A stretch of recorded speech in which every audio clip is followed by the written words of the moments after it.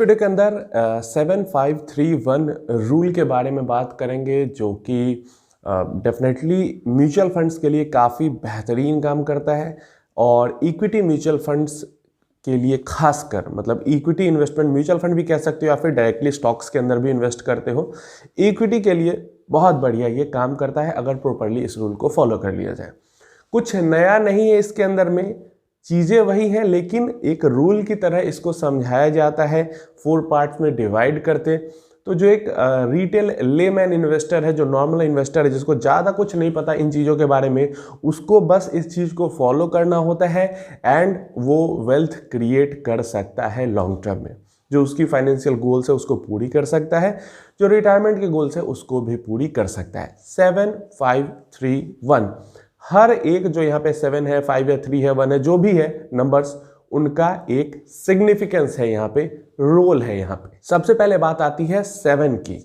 तो 7 यहाँ पे रिप्रेजेंट करता है नंबर ऑफ टाइम को, नंबर ऑफ ईयर्स को, कि जब इक्विटी म्यूचुअल फंड्स के अंदर आप इन्वेस्ट करते हैं तो कम से कम आपको 7 ईयर्स के लिए इन्वेस्टमेंट करना चाहिए। कम से कम मिनिमम 7 ईयर्स के लिए इन्वेस्टमेंट करना चाहिए।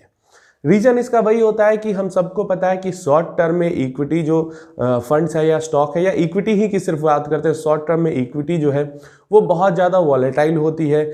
एक साल में 50% का पॉजिटिव रिटर्न भी दे सकती है, एक साल में 50% का निगेटिव रिटर्न भी दे सकती है, तो बहुत ज़्यादा वॉलेटाइल होती है।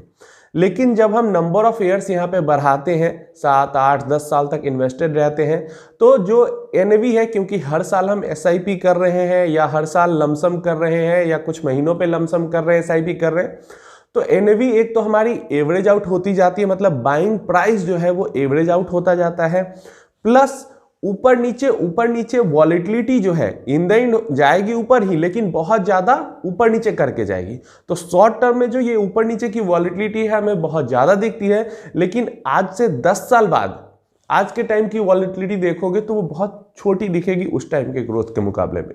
तो इसलिए जो 7 नंबर है इसका पहला, वो नंबर ऑफ ईयर्स को डेडिकेटेड है कि कम से कम 7 साल के लिए इन्वेस्टमेंट करें अगर इक्विटी के अंदर इन्वेस्टमेंट करते हैं तो। दूसरा जो नंबर है यहाँ पे 5 यहाँ पे यूज किया गया है डाइवर्सिफिकेशन के लिए। अगर कुछ नहीं पता, कुछ समझ में नहीं आता, कुछ जानकारी नहीं है किसी चीज के बारे में, तो कम से कम 3 और ज़्यादा से ज़्यादा 4-5 म्यूचुअल फंड्स में आपका जो इन्वेस्टमेंट है वो अच्छा खासा डाइवर्सिफाई हो जाता है।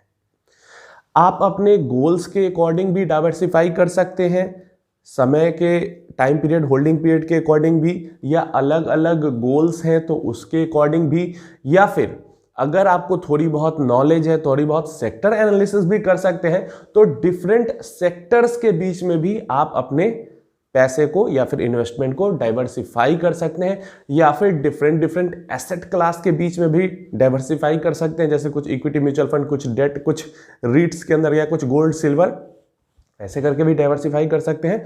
तो आपकी जो गोल है उसके अकॉर्डिंग अलग अलग एसेट क्लास में, या फिर अलग अलग सेक्टर्स में, या फिर अलग अलग मार्केट कैप में, या फिर एक ही मार्केट कैप जैसे स्मॉल कैप के अंदर ही इन्वेस्ट करें, तो अलग अलग गोल्स के अकॉर्डिंग, अलग अलग इन्वेस्टिंग स्ट्रेटजी के अकॉर्डिंग भी डाइवर्सिफाई करके इन्वेस्ट कर सकते हैं। तो ये जो 5 नंबर है वो डाइवर्सिफिकेशन को दिखाता है, और हमें यहाँ पे बताया जाता है कि 5 तरीके से कम पैसे को डाइवर्सिफाई कर ले।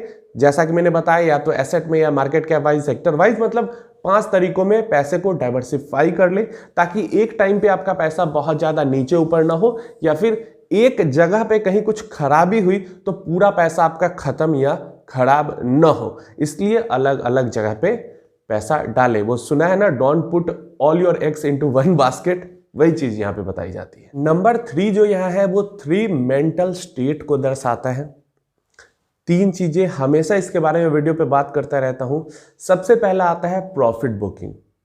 आपका गोल है 10 साल का, 15 साल का, 20 साल का, आपने इन्वेस्टमेंट किया है उस गोल के अकॉर्डिंग, लेकिन मार्केट में तुरंत में बहुत ज़्यादा रैली आ गई जिससे आपको बहुत अच्छा रिटर्न मिल रहा है आपके इन्वेस्टमेंट पे, तो आप प्रॉफिट बुकिंग बहुत खुश होकर प्रॉफिट बुकिंग के चक्कर में पड़ गए, पैसे निकालने लग गए मार्केट के अंदर से। पहला ये मेंटल स्टेट है कि प्रॉफिट बुकिंग के चक्कर में नहीं पड़ना चाहिए। दूसरा स्टेट है डिस्करेजमेंट का। मतलब कि आपने इन्वेस्टमेंट किया 1 साल 2 साल, रिटर्न ही नहीं मिल रहा है कुछ। मैंने बताया है, अगर आप स्मॉल कैप या मिड कैप में कभी कभी 2-2 3-3 साल तक आपको रिटर्न नहीं बनते हैं, तो ये डिस्करेजमेंट का फेज होता है कि रिटर्न तो मिल ही नहीं रहे, छोड़ो क्या ही इन्वेस्टमेंट करूं, पैसा निकाल लेता हूं, एफडी में डाल देता हूं, या कुछ कर देता हूं, दूसरी जगह डाल देता हूं, या कुछ भी कर देता हूं।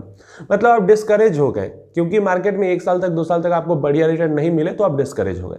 तो इसको भी आपको झेलना पड़ेगा अगर इन्वेस्टमेंट करते हो इक्विटी के अंदर। तो इक्विटी के अंदर ऐसा होता है 2-2 3-3 साल तक रिटर्न ही नहीं मिलेंगे और अगले 2 साल में 100-200% के रिटर्न मिल जाएंगे।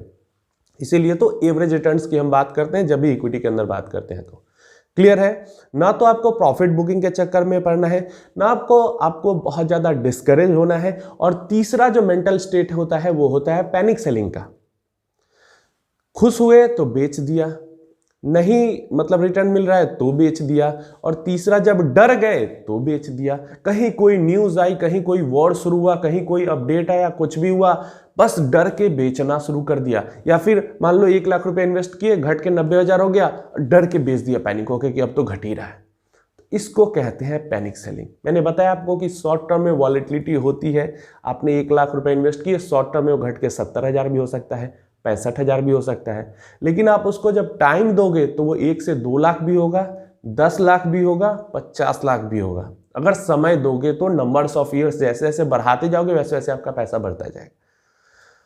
तो इन तीनों मेंटल स्टेट में आपको काम रहना है, एग्रेसिव होकर, एक्साइटेड होकर डिसीजन नहीं लेना है। ना तो खुशी में बहुत ज्यादा एक्साइटेड होके, ना पैनिक में बहुत ज्यादा डिस्करेज और डिप्रेस होके। क्लियर है? अब यहां पे जो नंबर 1 है उसको दिखाया गया है, वो सिग्निफाई यहां पे कर रहा है कि हमें हर साल अपने इन्वेस्टमेंट को स्टेप अप करना चाहिए। स्टेप अप एसआईपी के बारे में मैंने बात की है, कई बारी बात की है।